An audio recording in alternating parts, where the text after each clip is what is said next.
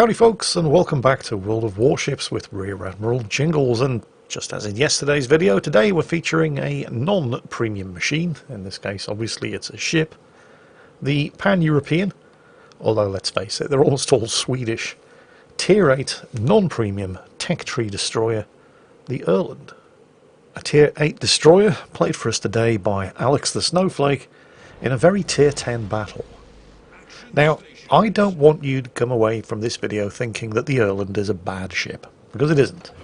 I wouldn't go so far as to say it was a great ship, however, because while it definitely has a couple of things in its favour, you have to manage those things very, very carefully to overcome some fairly glaring deficiencies. Let's start with the guns. It only has 2 turrets, 2 guns per turret, and the range of the guns, unless you've invested in the advanced firing training skill, is pretty bad. Which means if you're going to use the guns on anything, you have to get uncomfortably close enough to make it extremely difficult to dodge return fire successfully. However, the guns do have a blisteringly quick reload. Each one of these 4 guns, before modifications, can pump out 24 shots per minute. Now, is that enough to offset the limited number of guns and the short range of the guns? Maybe. She's also kind of slow as destroyers go, with a base speed of 35 knots, which means that if you do find yourself in a gunfight that you've got no chance of winning, it can take an uncomfortably long time to get out of trouble. On the plus side, since the guns do only have a base firing range of 9.16 kilometers, unless you've taken the advanced firing training skill, which Alex the Snowflake here has, you only have to get 9.16 kilometers away from whoever's shooting at you before you disappear from view. Also in the negative column, she's not particularly stealthy, with a base surface detection range of 7.42 kilometers, which means you can usually count on getting spotted first if any other enemy destroyers are in the vicinity.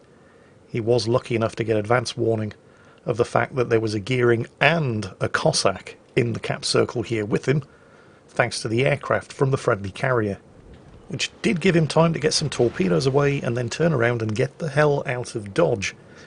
Because this was absolutely the right decision. There is no way he is going to contest a cap against a Gearing and a Cossack. Speaking of his torpedoes, it's kind of a good news, bad news situation with those as well. First, the bad. Doesn't have a lot of them. Only 2 launchers, and each launcher only has 3 torpedo tubes. And in common with the other Swedish destroyers, they have very, very low alpha damage. So he only has a few torpedoes that don't do a lot of damage. Speaking of which, I think those are the Gearing torpedoes. And no, he's good. We're okay. On the plus side, the Erland's torpedoes are pretty quick, 76 knot speed, and they do have a decent 12 kilometer range. The reload of 59 seconds, again before modifications, is good. I'm just not sure it's good enough to justify the low number and low alpha damage of the Erland's torpedoes. So to sum up, you have a ship that does have a lot of deficiencies that have to be managed very carefully in order to take advantage of the undeniable strengths that the ship does have. Or to put it another way, you need to be good. This ship definitely has a fairly high skill floor and is not going to be for everybody.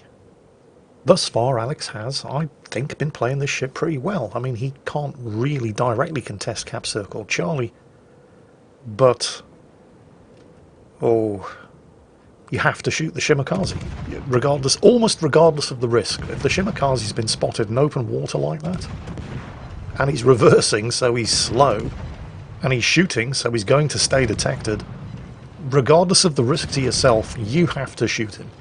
So Alex is shooting him. And by some miracle, nobody's shooting back. Well, that's not fair. There's nothing miraculous about it.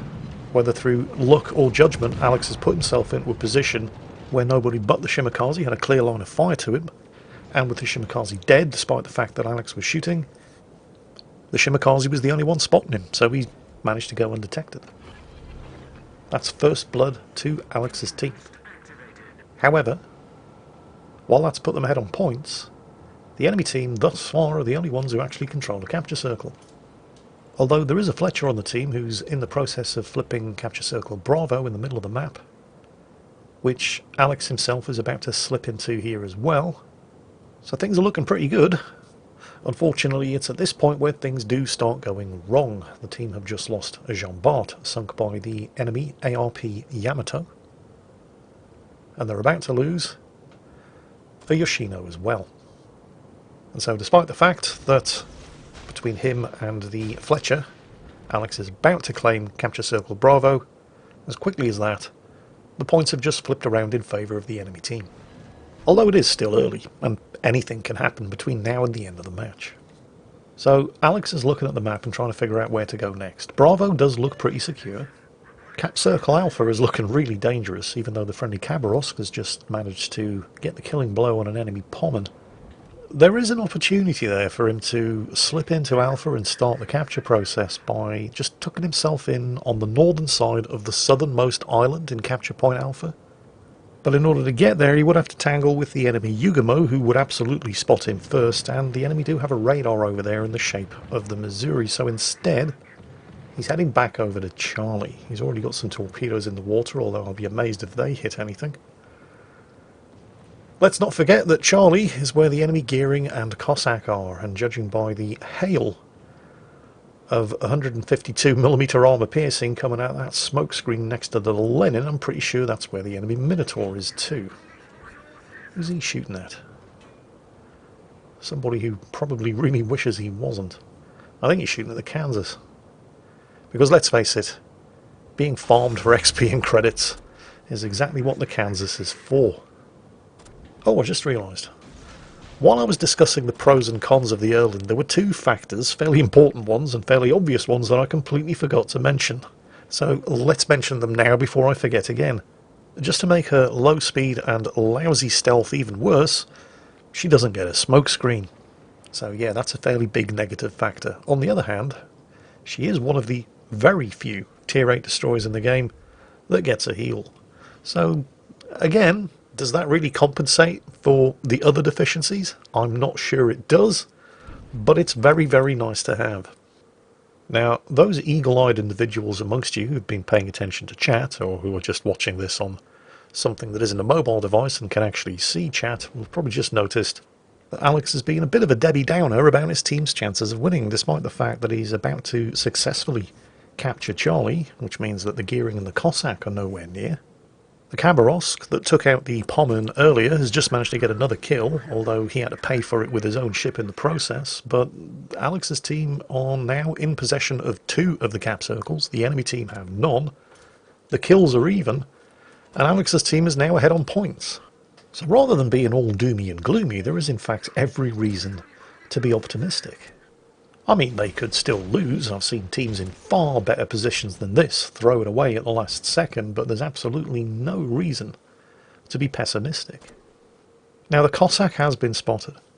And I know I do make a big song and dance about how if you see an enemy destroyer, you should almost always shoot the enemy destroyer. And he might actually be able to kill the Cossack here, but if he was to open up now, he would give his position away to the Lenin.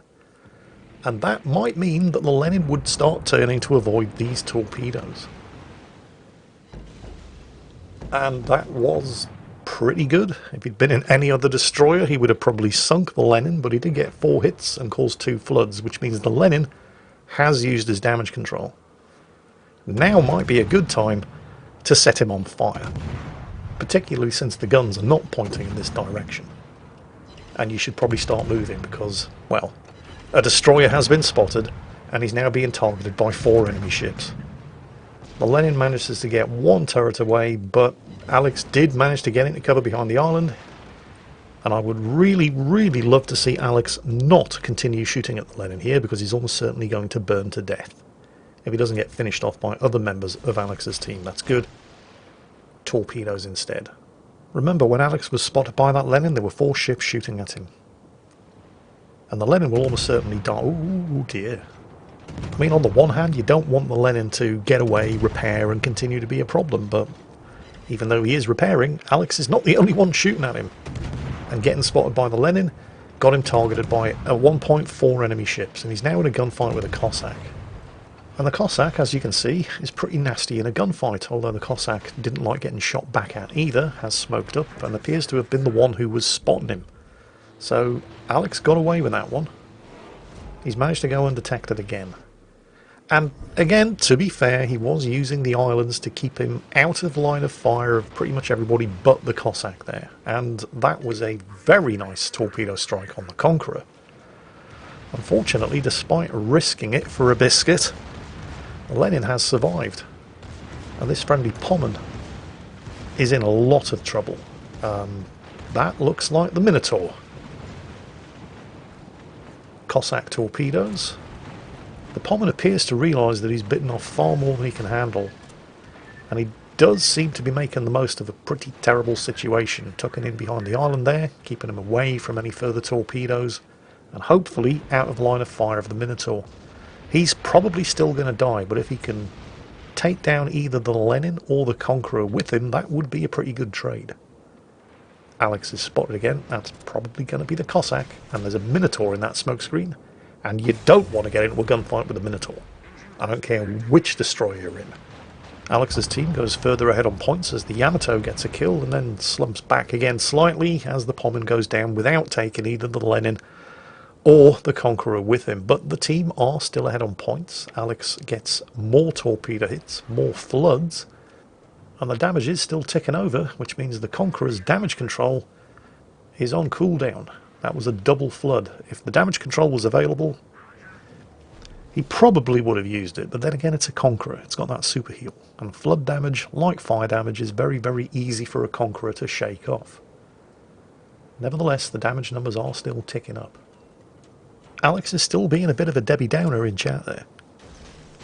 And, you know, you have to bear in mind that he's in a not particularly good Tier 8 destroyer in a Tier 10 battle, and just the fact that he's not dead yet puts him leagues ahead of other destroyer players. He really should have a bit more confidence. Yes, Akazuki, I know.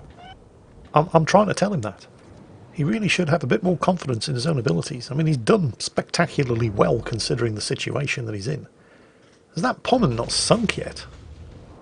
Wow.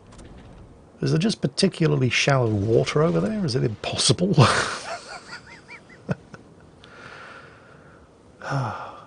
I think those torpedoes... Oh, he's going to get one. And if it had been any other destroyer, that would have sunk the Conqueror. And he has definitely used his damage control, because there was a flood. Now, you probably want to set him on fire. It's definitely worth the risk. Oh, wait, no, he's going for the armor piercing. Oh, he's got him.